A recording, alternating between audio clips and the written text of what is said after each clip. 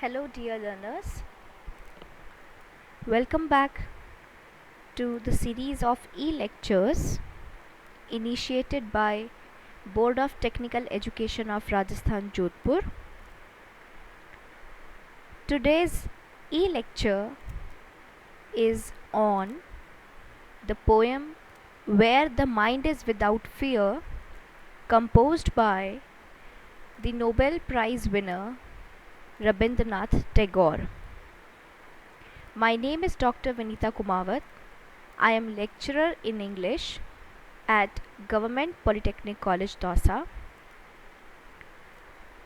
In the new semester scheme syllabus of subject 1004, that is Communication Skills in English, this poem has been included for reading comprehension purpose as well as for grammar exercises.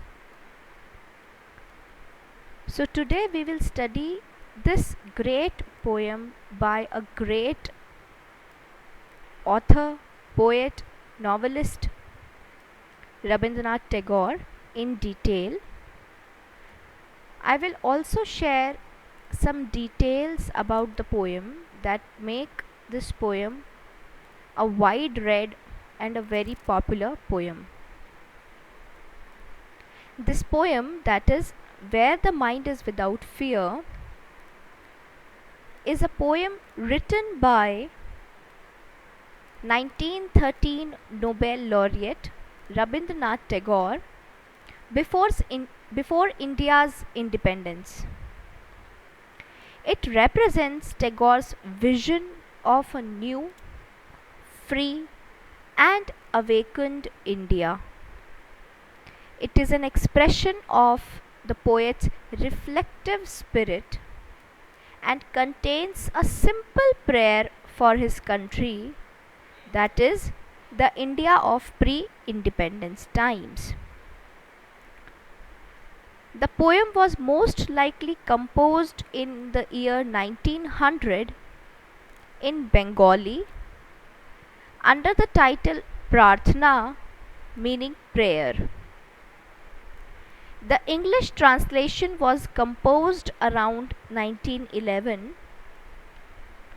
It appeared as poem 35 in the English Gitanjali, published by the Indian Society, London in 1912. It is, as I told you earlier also, one of the widely read and discussed poems.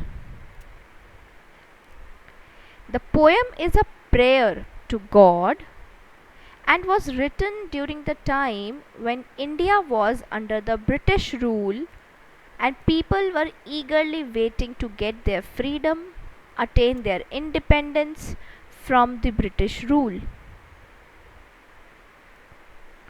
So this poem is a remarkable poem by a remarkable poet, and therefore you must all analyze this poem for its remarkability.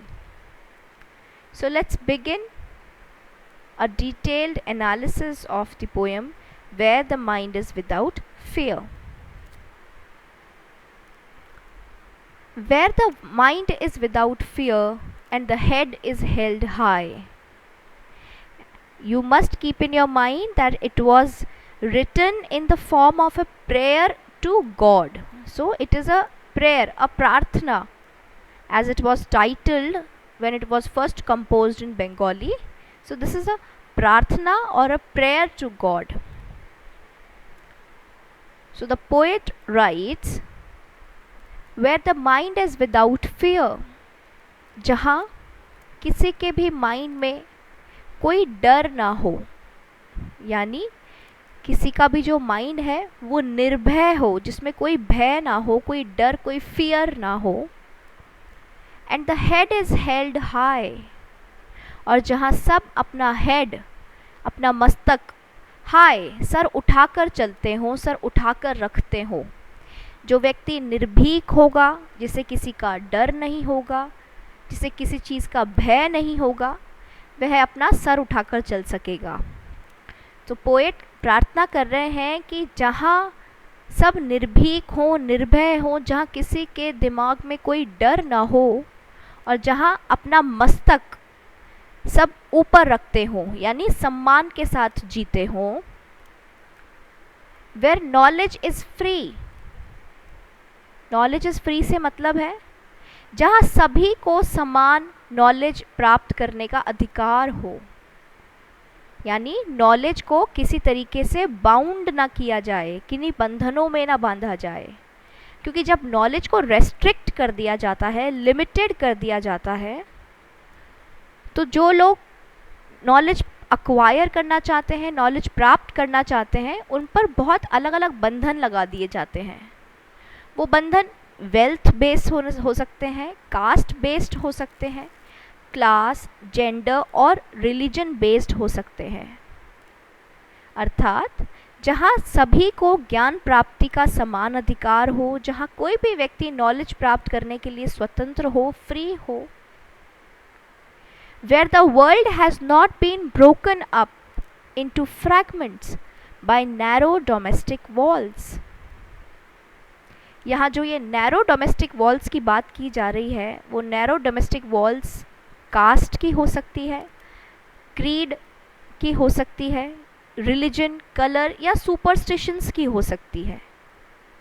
तो poet कह रहे हैं जहाँ इस world को fragments, टुकड़ों में ना बांटा गया हो, टुकड़ों में ब्रोकन अप, तोड़ा ना गया हो, और किसके द्वारा? बाय नैरो डोमेस्टिक वॉल्स, धर्म, जाति, संप्रदाय, भाषा, जेंडर, अंधविश्वास, कलर, इन सब के आधार पर जहाँ इस वर्ल्ड को टुकड़ों में ना बांटा गया हो।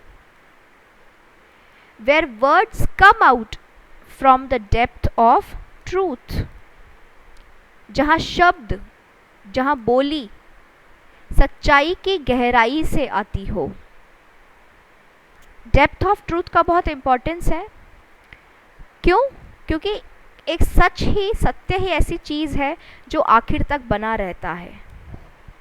No matter how bitter it is to experience. हो सकता है सच बहुत कड़वा लगे, लेकिन एक सिंगल ट्रूथ 100 झूठ के आगे हमेशा खड़ा रहेगा। यानी सच की हमेशा जीत होती है, सच हमेशा विजयी होता है, ट्रायम्फ होता है, विक्टोरियस होता है। इसलिए पोएट कह रहे हैं जहाँ शब्द हमेशा सच्चाई की गहराइयों से आते हों, अर्थात किसी चापलूसी के तहत ना बोला गया हो या अपने किसी स्वार्थ उद्देश्य के लिए ना बोला गया हो, बल्कि सच के लिए, सच की गहराइयों से बोली गई शब्द हों। Where tireless striving stretches its arms towards perfection। Tireless striving, tireless मतलब बिना थके, अथक, बिना रुके, बिना थके। स्ट्राइविंग मतलब प्रयास, मेहनत, जहाँ निरंतर प्रयास करते रहें, और वो कब तक करते रहें? जब तक टुवर्ड्स परफेक्शन तक हम ना पहुँच जाएं। तो ऐसे प्रयास जो हमें परफेक्शन तक लेकर जाएं, जहाँ इस तरीके के अथक प्रयास चलते रहें। Where the clear stream of reason has not lost its way into the dreary desert sand of dead habit। जहाँ रीज़न, लॉजिक, जहाँ रीज़न और लॉजिक ने अपना रास्ता ना खोया हो, और रास्ता खोकर कहाँ नहीं चली गई हो? किसी डेड हैबिट, जो पुरानी आदतें चली आ रही हैं निरंतर, जिनका कोई अर्थ नहीं है। ऐसी आदतें जो कि हम केवल जिनका बोझ उठा रहे हैं, जबकि वो हमारे कोई काम की नहीं है, उनका कोई मीनिंग नहीं है, कोई सिग्निफिकेंस नहीं है। तो रीज़न, लॉजिक का जो झरना है, क्लियर स्ट्रीम, जो साफ सुथरा झरना है, उसने अपना रास्ता पुरानी ऐसी आदतें जो कि गलत हैं, जो कि व्यर्थ हैं, उनके किसी डेजर्ट सैंड में, उनके किसी रेगिस्तान में लॉजिक ने अपना रास्ता ना खोया हो। यानी आज भी जहाँ रीज़न, रैशनैलिटी, तर्क, लॉजिक प्रिवेल करते हो, ऐसी जगह। Where the mind is led forward by thee into ever widening thought and action, जहाँ माइंड को फॉरवर्ड आगे की तरफ ले जाया जाए, और उसके लीडर कौन होंगे? दी। दी मीन्स यू, और यहाँ यू कौन है? Almighty, God. तो पोएट कह रहे हैं जहाँ दिमाग को आगे आप ले जाएं into ever widening thought and action. किस तरफ? एक ऐसे प्रोसेस की तरफ जहाँ लोग अपने सारे ऑब्सोलीट रूल्स, सारे पुराने नियम तोड़ दें, थॉटफुलनेस अचीव कर लें, ज्ञान अचीव कर लें, और उन थॉट्स को, उन विचारों को एक्शंस की तरफ ले जाएं, अर्थात जो सोचा है उसे करके दिखाएं। और इस कार्य में आगे कौन ले जाएगा, कौन लीड करेगा? ऑलमाइटी लीड करेंगे। Into that heaven of freedom my father let my country awake. ऐसे स्वर्ग में, into that heaven of freedom, स्वतंत्रता के ऐसे स्वर्ग में, माय फादर, माय गॉड, मेरी कंट्री को, मेरे देश को अवेक, जागने दो। अब इस पोएम को पढ़ने के बाद आपको ये रियलाइज़ हुआ होगा कि इस पोएम का जो कंपोजिशन मैंने आपको बताया 1910 में किया था, उस समय इंडिया ब्रिटिश कॉलोनियल रूल के अंडर था। उस समय इंडिया को कॉलोनाइज किया हुआ था अंग्रेज़ों ने। अंग्रेज़ हम पर शासन कर रहे थे, इंडिया पर शासन कर रहे थे। इस पोएम के थ्रू पोएट प्रार्थना भी कर रहे हैं और अपने देशवासियों को संदेश भी दे रहे हैं कि किस तरीके से वो स्वतंत्रता प्राप्त कर सकते हैं, फ्रीडम प्राप्त कर सकते हैं, और जब हमें फ्रीडम मिले तो मेरा कंट्री कैसा हो। जो पोएट की अभिलाषा है, जो पोएट का विजन है पोस्ट इंडिपेंडेंस इंडिया का, पोस्ट फ्रीडम इंडिया का, वो विजन इस पोएम के थ्रू हमें जानने को मिलता है। इस पोएम में the poet talks about freedom on 2 levels.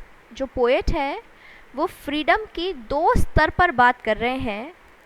एक तो the freedom of every individual, प्रत्येक व्यक्ति की स्वतंत्रता, and India's freedom from the British rule, और भारत देश की स्वतंत्रता अंग्रेज़ों से, विच लास्टेड फ्रॉम 1857 टू 1947, क्योंकि ये गुलामी 1857 से 1947 तक चली। After almost a century of bondage, misery and discrimination, the poet feels that it is natural for freedom to feel like heaven. Poet ने लास्ट लाइन में हेवन ऑफ फ्रीडम क्यों बोला है? फ्रीडम को हेवन से कंपेयर क्यों किया है? क्योंकि एक पूरे सेंचुरी बंधन में, किसी के अधीन, मीजरी, दुखों में, तकलीफ़ों में, डिस्क्रिमिनेशन, अंतर में जो बिताई गई है, उसके बाद जब भी कभी स्वतंत्रता मिलेगी तो वो स्वर्ग जैसी ही लगेगी।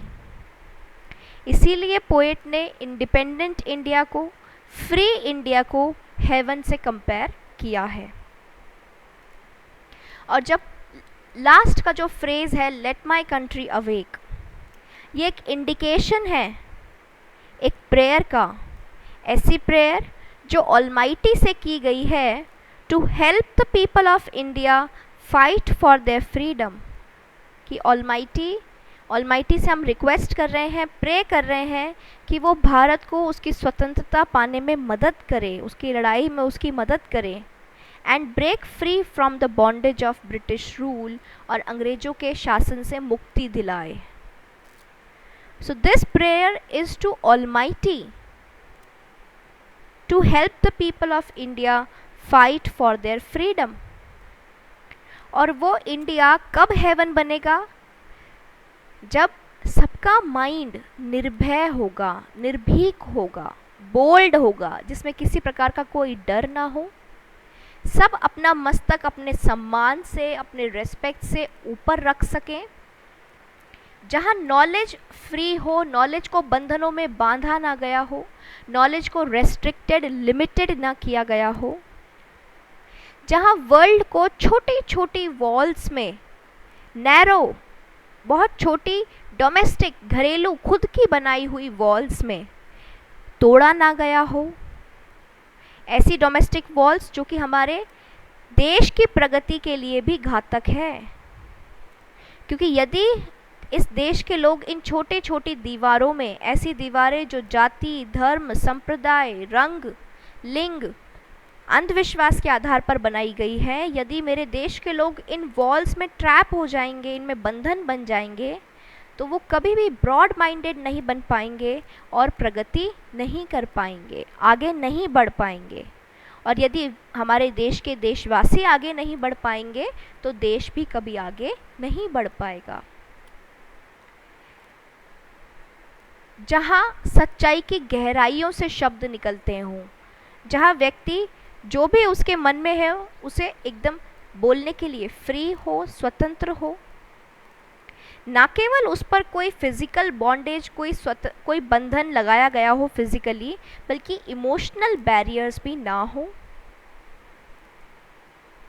मेरे देश के देशवासियों में सच्चाई, फियरलेसनेस, क्लैरिटी ऑफ थॉट और प्रोग्रेसिव थिंकिंग के गुण हो और वो अपने आप को हर तरीके के बंधन से मुक्त कर सके। जहाँ हम निरंतर प्रयासरत रहें तब तक जब तक कि हम परफेक्शन अचीव ना कर लें। अंग्रेज़ों के खिलाफ हमारी ये जंग तब तक जारी रहे जब तक हम स्वतंत्र ना हो जाएं। जहाँ रीज़न, जहाँ तर्क, जहाँ रैशनैलिटी ने अपना रास्ता कहीं पुरानी किसी भूली बिसरी घटिया ऑब्सोलीट नियम कायदों में लॉजिक ने अपना रास्ता ना खोया हो, यानी जहाँ व्यक्ति लॉजिक से बात करता हो, रीज़न, तर्क से बात करता हो, जहाँ हमारा जो दिमाग है, हमारा जो माइंड है, वो ऑलमाइटी के द्वारा ही आगे बढ़ाया जाए, उसको रास्ता ऑलमाइटी प्रभु भगवान ही दिखाएं। कहाँ? जहाँ विचार और कर्म मिलते हों, ऐसे विचार जिससे सबका भला हो और उन विचारों को कर्म में, एक्शन में चेंज किया जाए। ऐसे हेवन में, ऐसे स्वतंत्रता के हेवन में मेरे देश को जागने दो, मेरे देश को जगाओ। So I hope with this e-lecture, with this video lecture, the poem is clear to you, the message of the poem, the vision of the poet, the purpose of the poet is clear to you. If you have any questions, if you have any views, opinions on this poem, you are free to write in the comment section. Thank you very much.